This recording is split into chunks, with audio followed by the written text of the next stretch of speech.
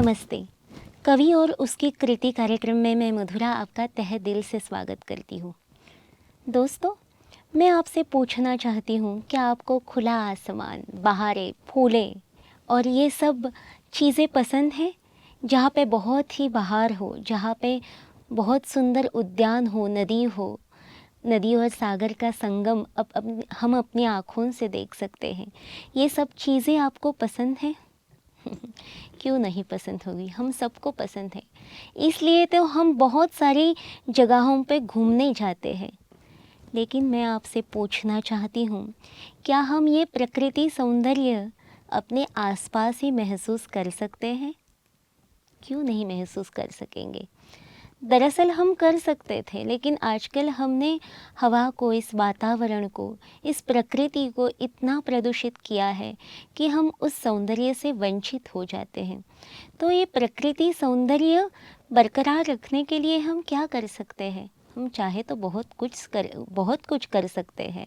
हम नदी को प्रदूषित होने से रोक सकते हैं, हम बहुत सारे पेड़ पौधे लगा सकते हैं, बहुत सारी चीज़ें हैं। तो इसी विषय को आगे बढ़ाते हैं और आज हम बात करेंगे हर पल उत्सव किताब में से एक कविता के ऊपर, जिसका शीर्षक है प्रकृति का सौंदर्य। तो हम स्वागत करते हैं सीता गुप्ता जी का। नमस्ते सीता जी। नमस्कार। आपका स्वागत कार्यक्रम में। आपने बहुत ही अच्छी कविता लिखी है, प्रकृति का सौंदर्य। मैं कविता शुरू करने से पहले आपसे ये पूछना चाहूँगी, ये प्रकृति सौंदर्य आप कैसे महसूस करते हो? आपके नज़रियों में प्रकृति का सौंदर्य क्या है? सुबह सवेरे आप किसी पार्क में चले जाइए अगर, तो देखिए कितनी शीतल बयार आपके गालों को कैसे निकलेगी, जैसे मोर पंख ने छू दिया। क्या बात है। जब घास के ऊपर नन्ही नन्ही ओस की बूंदें इतनी सुंदर दिखेंगी जैसे किसी ने मोतियों की वर्षा कर दी हो। क्या बात है, क्या बात है। फूलों के ऊपर महकती घूमती हुई तितली, हजारों रंग होते हैं एक एक तितली के अंदर, मन जी करते जी। हैं अभी पकड़ के ले जाएं। तो कितना सुंदर दृश्य होता है कि आप वहाँ से हटने का नाम नहीं लेंगे। क्या बात है। और जो रात भर की थकान है, जो जीवन की आपाधापी में यहाँ की थकान वहाँ की थकान सब उतर जाती है। जी इसीलिए मैंने लिखा कि प्रकृति के पास थोड़ी देर बैठिए। जी जी। और आपके शब्दों से वो सौंदर्य मैं देख रही हूँ अभी। आपने जैसे लिखा है, खुली खिड़की से जरा बाहर निहारिए, खुली खिड़की से जरा बाहर निहारिए, उषा काल की सुंदरता दिल में उतारिए। क्या बात है, कितना अच्छा है, मुखड़ा ही कितना अच्छा है। उषा काल की सुंदरता दिल में निहारिए। उषा काल तो हम हमेशा देखते हैं, ऐसी सूरज की लालिमा चारों तरफ फैली हुई है। वो पूर्व दिशा बहुत ही सुंदर चमकती है और उस पूर्व दिशा की वो लालिमा से हर दिशाएं भी महक उठती है। बहुत ही प्यारा कहा आपने। लेकिन आपने यहाँ पे कहा है दिल में उतारिए। हम आँखों से तो देखते हैं, लेकिन आपने उसे दिल में कैसे उतारा? जो भी हम आँखों से देखते हैं वो हमारे दिल में उतर जाता है ना। आप कोई बहुत सुंदर दृश्य देख कर आते हैं, कोई बहुत सुंदर पिक्चर देखी होती है, किसी को बहुत सुंदर व्यक्ति को देखा होता है, तो बड़ी देर तक उसकी इमेज आपके मन में रहती है ना। जी जी। इसीलिए मैंने लिखा कि दिल में उतारिए। तो जो दिल में उस दृश्य को उतारेंगे तो उसके साथ साथ जो शांति की वाइब्स हैं, शांति की जो लहरें हैं, वो भी आपके मन के अंदर चली जाएंगी और आप दिन भर का कार्य करने के लिए एकदम तैयार हो जाएंगे। नहीं तो क्या होता है, रात को थके हुए सोए, सुबह थके हुए उठे, ये काम करना है, वो काम करना है, वो काम करना है, सोच में हमारे मन को थोड़ी भी शीतलता मिलती ही नहीं है। जी और मिलती नहीं है तो फिर हम छोटी छोटी बात पे यहाँ वहाँ नाराज होकर अपना दिखाते रहते हैं गुस्सा। इसलिए जी। मैंने कहा दिल में उतारिए ना। तो दिल शांत होगा तो मन शांत होगा, मन शांत होगा तो देखिए कितनी सुंदरता से दिन भर के कार्य हमारे संचालित होते हैं।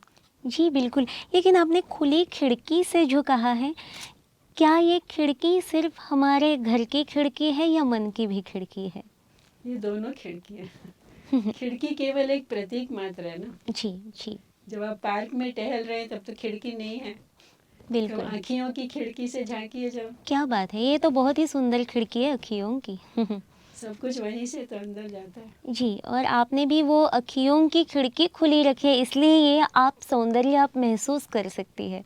जैसे आपने आगे लिखा है, यूँ नीले सागर के ऊपर उठ रहा लाल सूरज।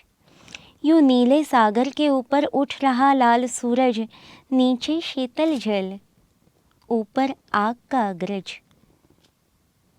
ये क्या है? बहुत ही आपने यहाँ पे जो हम कहते हैं विरोधाभास, वो आपने रखा है, नीचे शीतल जल, ऊपर आग का अग्रज। ये क्या लिखा है? देखिए इसको मैं यूं सुनाती हूँ, ये चारों पंक्ति ना आप दोबारा सुनिए। खुली खिड़की से जरा बाहर निहारिए, उषा काल की सुंदरता दिल में उतारिए। जरा नीले आसमान के नीचे बगिया में आइए तो सही। सूरज उदय हो रहा होता है तो नीला नीला स्वच्छ आकाश, उसके ऊपर सूरज धीरे धीरे धीरे धीरे नीचे से ऊपर उठता हुआ। कि ऐसे नहीं लगता प्रकृति दुल्हनिया की माथे पे किसी ने लाल कुमकुम का तिलक लगा दिया हो? क्या बात है! क्योंकि जब सूरज निकलता है उस समय एकदम उसका रंग सिंदूरी लाल होता है।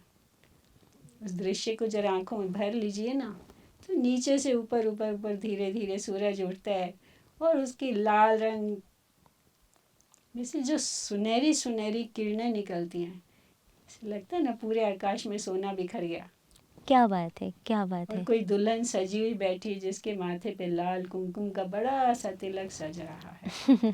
तो वही कल्पना मैंने की थी।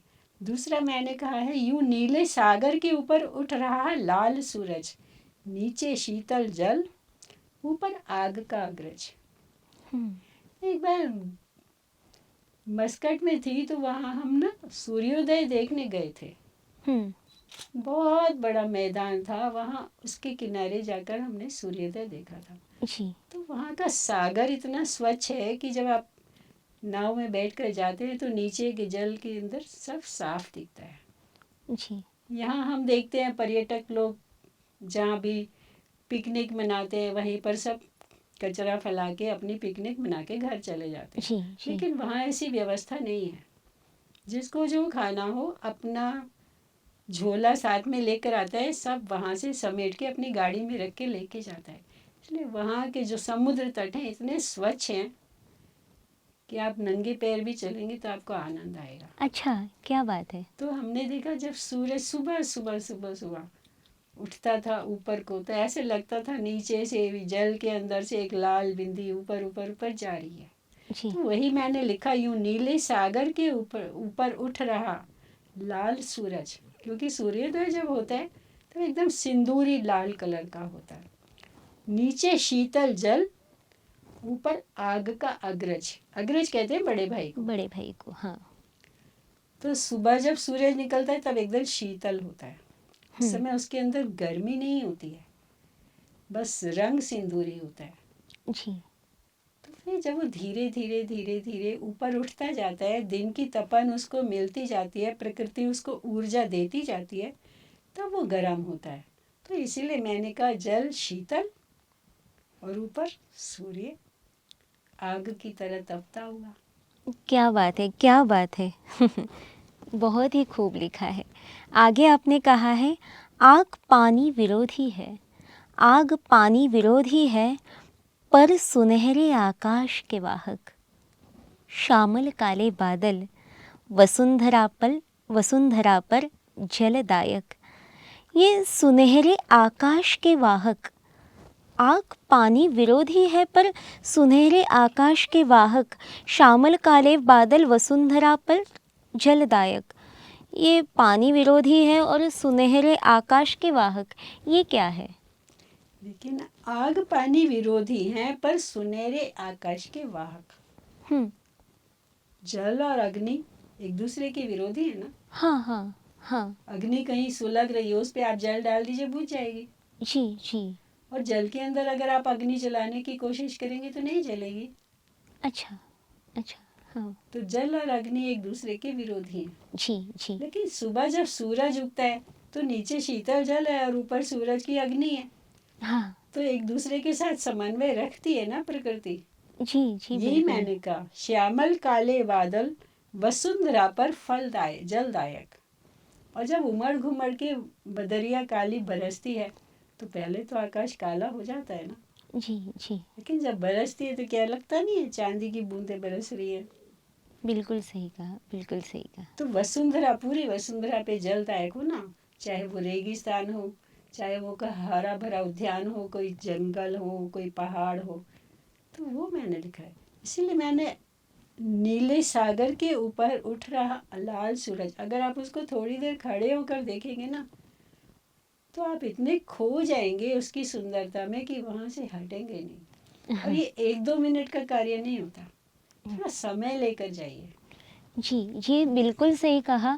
क्योंकि सूरज जब सुबह उगता है तो बहुत धीरे धीरे धीरे धीरे ऊपर उठता है। जी जी तो उसी को जीवन में लाइए जरा। जी, बालक जब शैशव में होता है तो क्या लेकर आता है? खाली तन। आत्मा केवल शरीर लेकर धरती पर पधारी है, उसकी और कुछ नहीं है उसके पास। जी, कोमल सा मुख, प्यारी सी हंसी, यही होता है ना उसके पास। ले तो मैंने उसको जीवन के तीनों उससे जोड़ा है। जी, जीवन के जो तीनों आयाम हैं, बचपन में शैशव कितना मधुर है, कितना प्यारा है। आप किसी रिश्तेदार के जाइए या आपके संबंधी के घर कोई छोटा बालक है, कितना प्यारा लगता है गोद में उठाकर। बिल्कुल सही। वो आना भी नहीं चाहे तो आप सोचेंगे इसको मैं छू लूं।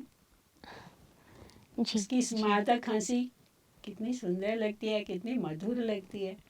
जी, जी, तो वो बालक है अभी, हाँ, जिसके भी गोद में जाएगा, जो भी उसको प्यार से सहलाएगा, उसके पास हंस लेगा।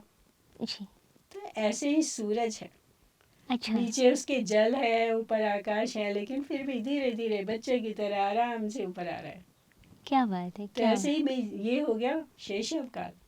फिर किशोरावस्था में थोड़ी सी उसमें गर्मी आई, हाँ, जब स्कूल जाने लगा, जब सहपाठी बन गए, तो चंचलता आई ना थोड़ी। हाँ, हाँ, तो ऐसे ही सूरज है, एक पहर बीत गया तो सूरज का वो सुनहरी रंग धीरे धीरे जाने लगा। अब जी, उसका तेजोमय स्वरूप सामने आ रहा है। अच्छा, अच्छा, आ रहा है ना, जी, गर्मी थोड़ी थोड़ी आ गई। आप सुबह की 6 बजे के बाद 7 बजे तक धूप में टहल सकते हैं, उसके बाद टहल सकते हैं क्या? नहीं, क्योंकि धूप में गर्मी आती जा रही है। जी, तो वो सुनहरी जो धूप जो सुबह थी, वो शैशव काल है व्यक्ति का। जी, जब शैशव काल में सबके पास वो मिलता जुलता है, सबकी गोद में प्यार से जाता है, सब उसको प्यार करते हैं। अच्छा, ये हो गया व्यक्ति का शैशव काल। अच्छा, फिर अच्छा, आया किशोरावस्था, कुछ मित्र बन गए, कुछ रिश्ते बन गए स्कूल से, सहपाठियों से, तो अपने उसको घर को, माता पिता को थोड़ा भूल गया ना, उतनी देर जितनी देर स्कूल में है। हाँ, हाँ, तो ऐसे ही सूरज भी जल को भूल गया, ऊपर ऊपर उठ रहे। क्या बात है, तो बहुत फिर वो खूब। दोपहर तक कैसा हो गया फिर? एकदम तेजोमय, एकदम ओज से परिपूर्ण, जलती हुई धूप परिपूर्ण, का वाहक।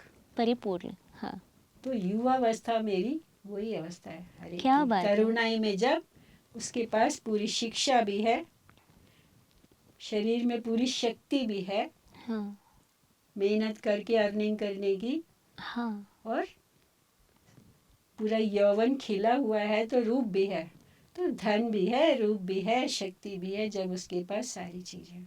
हाँ, तो वो हो गया सूरज का दोपहर, जब वो पूरा एकदम आकाश में चमक रहा है अपनी पूरी ऊर्जा के साथ, पूरी सृष्टि को ताप देते हुए, पूरी सृष्टि को ऊर्जा देते हुए, पूरी सृष्टि को प्रकाश देते हुए।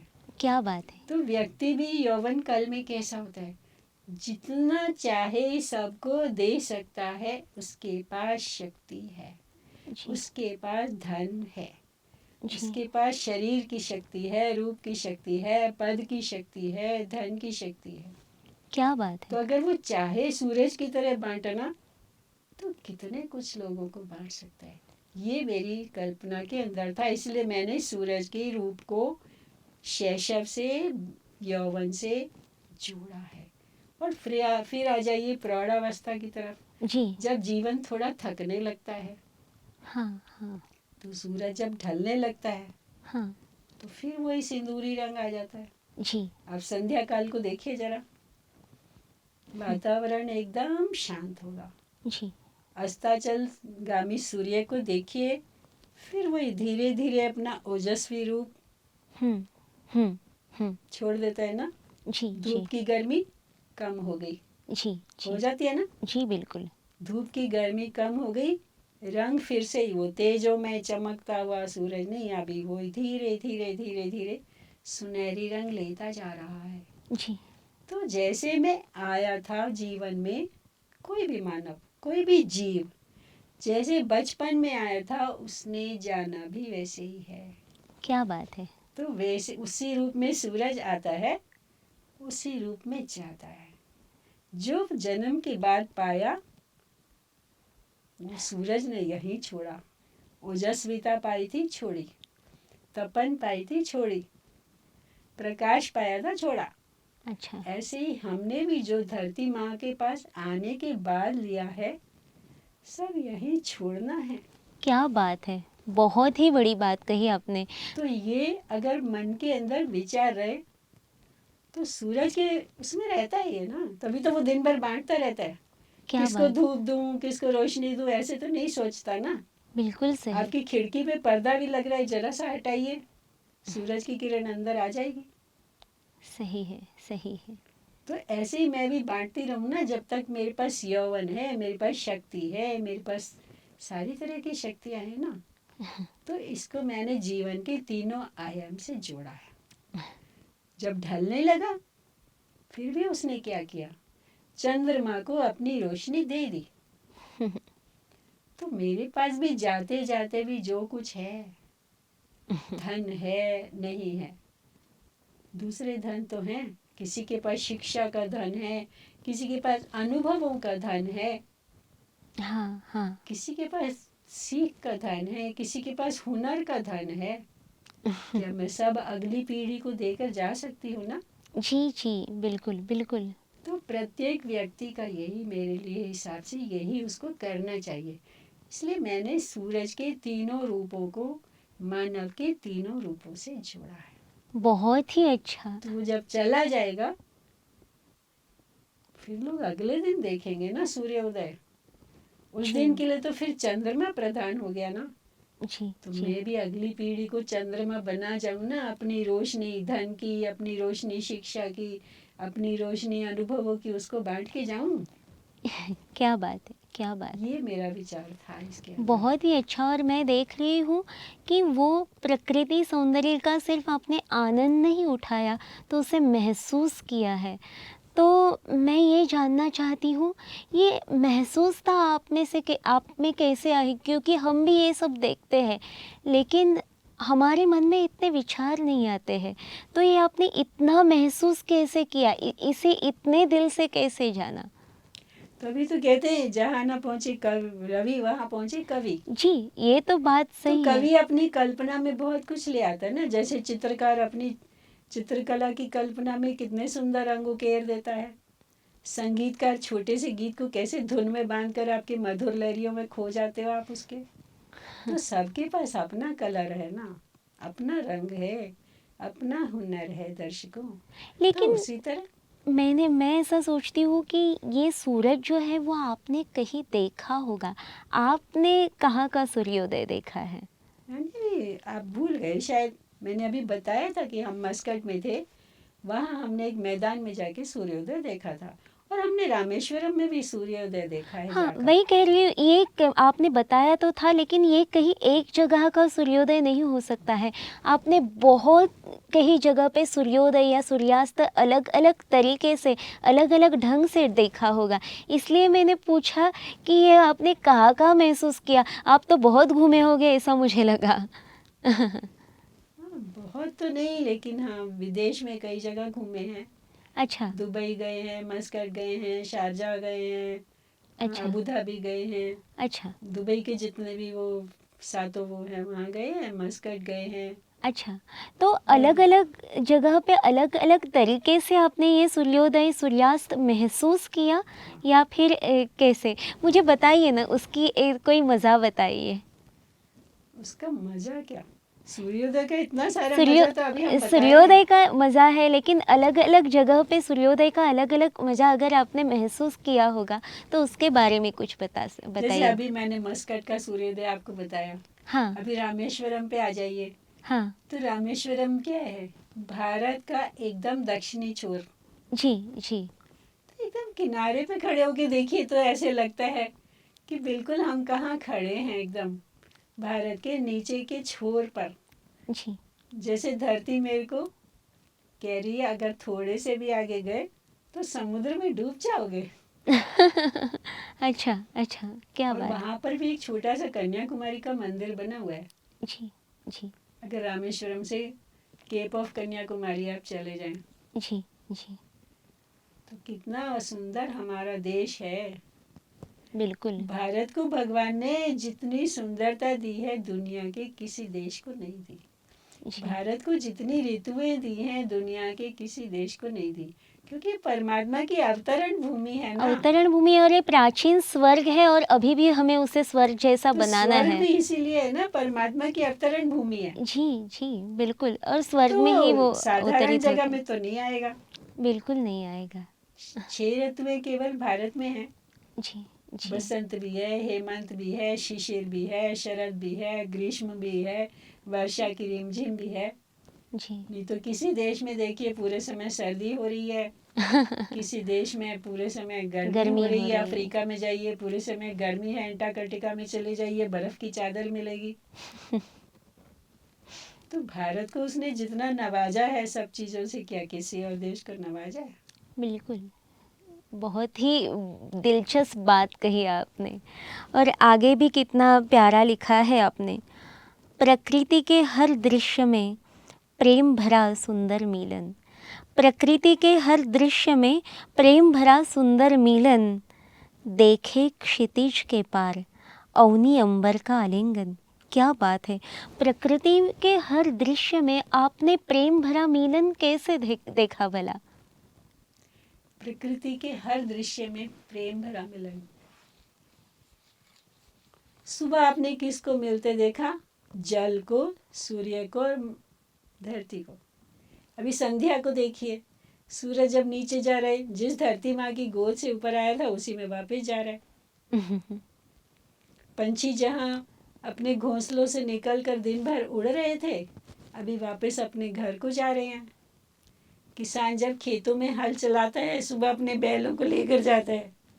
संध्या को क्या होता है, गोधूली वेला में वही बैल घंटी बजाते धीरे धीरे धीरे धीरे अपने घर वापस आ रहे हैं। ये भी तो हमें एक संदेश देता है कि संध्या हो गई जीवन काल में, अब आपको घर वापस जाना है, तैयारी कर लो। सही बात है, सही बात है।